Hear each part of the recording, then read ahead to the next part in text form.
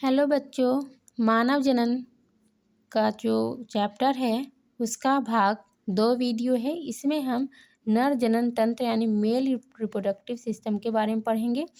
मुख्यतः एक जोड़ा वृषण होता है, ठीक है। सहायक नलिकाएं, वृषण जालिकाएं, शुक्रवाहिकाएं, अधिवृषण, शुक्रवाहक। फिर हम देखेंगे सहायक ग्रंथियां यानी एक जोड़ा शुक्राशय, एक पुरुष ग्रंथि तथा एक जोड़ा बल्बो यूरेथ्रल ग्रंथि। बाहरी जननेंद्रिय शिशन, ठीक है।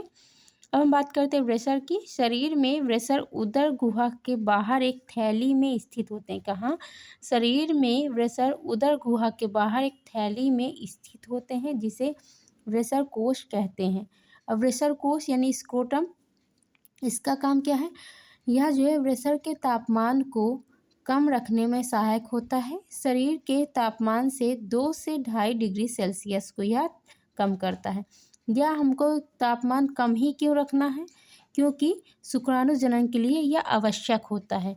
अब वृषण का आकार अंडाकार होता है। 4 से 5 सेंटीमीटर लंबाई होती है, 2 से 3 सेंटीमीटर चौड़ाई होती है। प्रत्येक वृषण में 250 कक्ष होते हैं जिसे हम वृषण पालिका कहते हैं। हर एक कक्ष में 1 से 3 अति कुंडलित शुक्रजनक नलिकाएं होती हैं। इस शुक्रजनक नलिकाएं 2 भाग होते हैं इसमें, नर जन्म कोशिकाएं और सर्तोली कोशिकाएं। जो नर जन्म कोशिकाएं हैं उसको हम शुक्राणुजन यानी स्पर्मेटोगोनिया कहते हैं, जो कि स्पर्मेटोगोनिया अर्धसूत्री विभाजन करके शुक्राणुओं का निर्माण करता है। वहीं सर्टोली सेल जन्म कोशिकाओं को पोषण प्रदान करता है, ठीक है।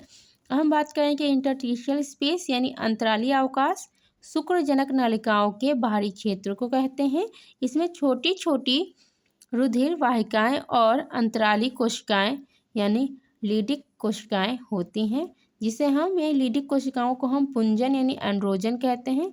यह एक वृषण हार्मोन है यानी वृषण हार्मोन संश्लेषित करती है।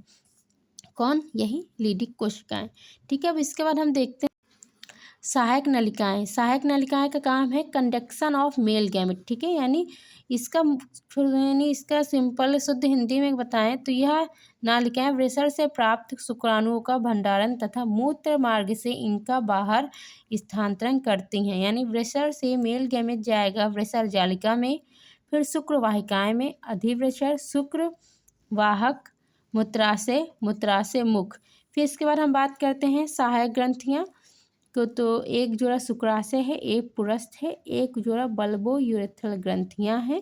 इन ग्रंथियों का स्राव शुक्रीय यानी सेमिनल प्लाज्मा का निर्माण करता है, जो फ्रुक्टोज, फलशर्करा, कैल्शियम तथा कुछ प्रकीर्व यानी एंजाइम्स से भरपूर होता है। बल्बो यूरेथ्रल ग्रंथियों का स्राव मैथुन के दौरान शिशन में स्नेहन यानी लुब्रिकेशन प्रदान करने में भी सहायक है।